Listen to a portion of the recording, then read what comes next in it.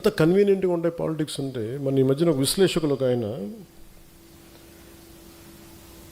నేను అమిత్ షా గారు మాట్లాడుకుంటున్నామంటే ఆయన పక్కనే ఉండి విన్నట్టుగా మాట్లాడారు. అంటే నాకు ఆయన అంటే చాలా గౌరవం, నాకు చాలా గౌరవం. ఎందుకంటే ఆయన ఇంట్లో పెళ్ళికి కూడా వెళ్ళాను నేను. ఓకే, ఎవరి అభిప్రాయాలు ఉండొచ్చు, నిజంగానే పాలసీ పరంగా మాట్లాడటం విశ్లేషణ వేరు, హియర్సే అనేది విశ్లేషకులు మాట్లాడకూడదు. ఇప్పుడు పలానోళ్ళు చెప్పారు నాకు, అథారిటీ వాళ్ళు ఎవరు చెప్పలేరు. ఈ సభాముఖంగా నేను మీకు ఒకటి చెప్పదలుచుకున్నా, మనకి ఎక్కడ ఉంది పార్టీ నడపడానికి శక్తి? టీవీ ఛానల్స్ ఉన్నాయా మనకి? కనీసం మనకున్న సోషల్ మీడియా హ్యాండిల్స్ అన్నీ, నాకు ఏదైనా కష్టం వస్తే అందరూ ఏకాభిప్రాయం మీద ఉంటారా? తమిళనాడులో ఒక హీరో సినిమా చూడాలి అంటే అతని అభిమానులందరూ ఏకతాటిపోయినట్టు అతను సీఎం అయిపోయాడు. ఇక్కడ మన అభిమానులందరూ సినిమా పరంగా ఇష్టపడతారేమో కానీ పాలిటిక్స్లో కానీ కులం వచ్చేసింది. బయట కులానికి విడిపోయారు, కొంతమంది పార్టీలుగా విడిపోయారు. ఎక్కడ ఏకాభిప్రాయం ఉంది ఇక్కడ? మరి ఇలాంటి వైరుధ్యమైన వాతావరణంలో ఎదిగి ఇక్కడ దాకా రావటమే ఒక కొండరాయిని బద్దలు కొట్టుకొని ఒక మొక్క పెరిగితే ఎలా పెరుగుతుంది, అంత కష్టం వచ్చింది. అంటే మనకి గుదిబండ్లు పెట్టేశారు, గుదిబండ్లు పెట్టుకుని ఇంత వచ్చింది మొక్క. అంత కష్టం ఆంధ్రప్రదేశ్ పాలిటిక్స్. నువ్వు ఎలా గెలుస్తావో చూస్తాను అనేవాళ్ళు ఎక్కువ.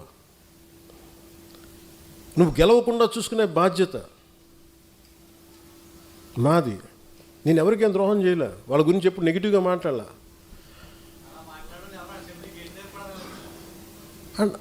అండ్ నాకు ఆశ్చర్యంగా ఉంటుంది, నేను వాళ్ళకి ఏదైనా ద్రోహం చేసి ఒక మాట అని ఉంటే అనుకోవచ్చు.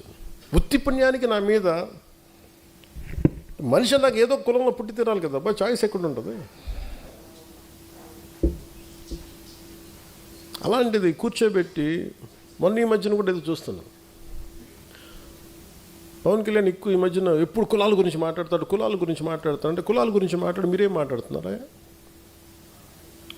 కులం అనేది ఒక సామాజిక సత్యం, ఇట్స్ డామ్ సోషల్ ఫ్యాక్ట్, అది సత్యం. అందుకే దాన్ని ఏం చేయలేదు. దానికి మీరు ఓట్లు వేసేటప్పుడు ఈ వార్డులో ఏ కులం ఉంటుందని మీరు అడగరా? నేను అది అందరిలా కాకుండా నేను ఓపెన్గా చెప్తాను అంతే. ఒక సోషల్ డాక్టరింగ్ చేసేవాడు ఎలా మాట్లాడతాడు, ఒక జబ్బు గురించి చెప్పేవాడు ఎలా మాట్లాడతాడు, ఈ క్యాన్సర్ ఉందా, లేదంటే ఇది ఉంది, ఈ జబ్బు ఉంది, లేదంటే నీ వైటల్స్ ఇలా ఉన్నాయని చెప్తాను.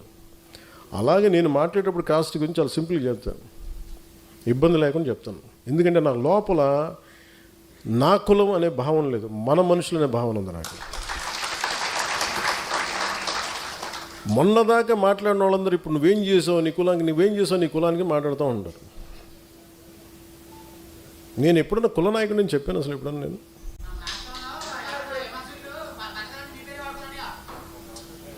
సంతోషం బతకనే ఉండి మన పేరు చెప్పుకొని 10 సబ్స్క్రైబర్స్ పెరిగితే 10 మన పేరు చెప్పుకొని 10 రూపాయలు యూట్యూబ్ డబ్బులు, సంతోషం ఏముంది? మన తిట్టి కూడా డబ్బులు వస్తాయి, మన తిట్టినా కానీ సబ్స్క్రైబర్స్ పెరగనివ్వండి. అంటే ఇవన్నీ ఎందుకు చెప్తున్నానంటే, it is not that easy to run a political party. అలసిపోతాను కదా సార్, కానీ వదలను, అది కూడా ఉంది నాకు. అలా వదలను కాబట్టి ప్రధానమంత్రి గారు నన్ను చూసి ఇష్టపడుతున్నాను.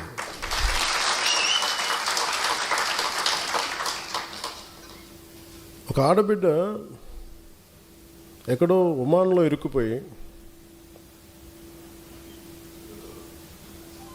నూర్జహాన్ సమ్ మీద పేరు మర్చిపోయాను, ఒక ముస్లిం ఆడబిడ్డ ఒమాన్లో ఇరుక్కుపోతే, అన్న నేను చేసుకున్న ఎంప్లాయీ నన్ను ఇబ్బంది పెట్టేస్తున్నాను, నాకు కొట్టేస్తున్నాను అని చెప్పి ఏడుస్తుంటే ఏడుపు కదిలిపోయాను నేను. ఆ వీడియో నా దగ్గరికి వస్తే ఒక్క మాట చెప్తే జన సైనికులు ఎంటైర్ మెషినరీ కదిలి ఆడబిడ్డని తీసుకొచ్చారు, ఇక్కడ క్షేమంగా తీసుకొచ్చారు.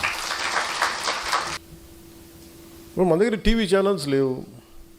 నేను చాలాసార్లు చూస్తుంటా, ముందు నన్ను ఎవరిని మెచ్చుకొని తెగ విశ్లేషకులు ఉన్నారని నాకు భయం వేస్తుంది, వీళ్ళ తర్వాత ఫ్యూచర్లు తిడతారు నన్ను.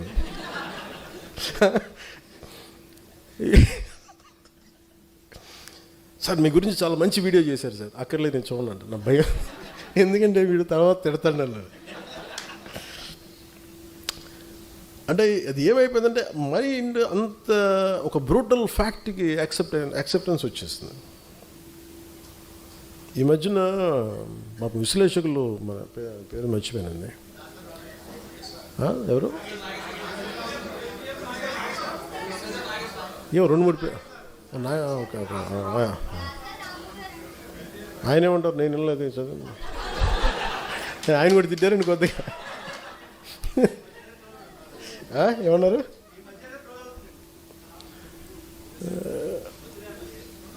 వద్దులే. అంటే లోపల నుంచి నాకు కూడా చాలా ఉంటాయి బండ్ల గణేష్లు. నేను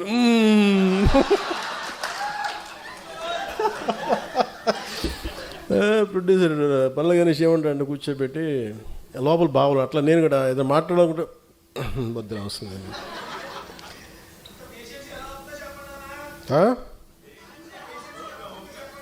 ఏంటన్నారు, ఇంత పేషెంట్గా ఎలా ఉన్నానంటారా, గత్యంతరం లేక.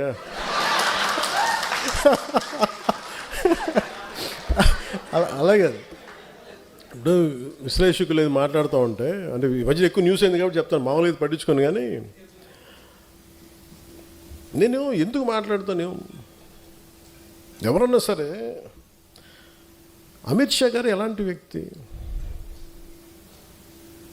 దిగ్విజయంగా 3 సార్లు భారతీయ జనతా పార్టీని అన్ని రాష్ట్రాలు, దాదాపు అన్ని రాష్ట్రాల్లో బోణీ లేని చోట బోణీలు ఖాతాలు తెరిపించి, తమిళనాడు లాంటి చోట ఒక్కొక్క వెళ్ళలేని రాష్ట్రాలని కొట్టి చూపించి, కేరళ లాంటి చోట toughest home minister after Shri Sardar Vallabhbhai Patel, Shri Amit Shah most toughest one. But నిజంగా ఆయన నేను చాలా దగ్గరగా చూశాను. నేను ఆయనకి నేను ఏదో చెప్పానంట, ఆయన నన్ను తిట్టారంట. ఇది వీరు విన్నారంట. వీరికన్నా మనోహర్ గారికి తెలిసిన వ్యక్తి మనోహర్ గారు ఆయన చెప్పారంటే వీరు విన్నారంట. అంటే నాకు ఏమనిపిస్తుంటే, రోడ్డు మీద వెళ్ళేవాళ్ళు ఎవరో మాట్లాడితే వేరు, ఒక క్రెడిబిలిటీ ఉన్న విశ్లేషకులు ఇలా మాట్లాడితే తప్పదు. ఇప్పుడు నా గురించి కూడా మాట్లాడినాక నన్ను ఎన్నిసార్లు క్యారెక్టర్ అసాసినేట్ చేశారు, ఎన్నిసార్లు నన్ను తిట్టారు అన్నారు, తిమ్మారన్నారు, అవన్నీ పట్టించుకోవాలి. కానీ అమిత్ షా గారి పేరు వినిపిస్తే మటుకు నాకు తప్పు అనిపించింది, అది నేను ఖండించాలనిపించింది. దేనికంటే ఆ స్థాయి వ్యక్తుల్ని,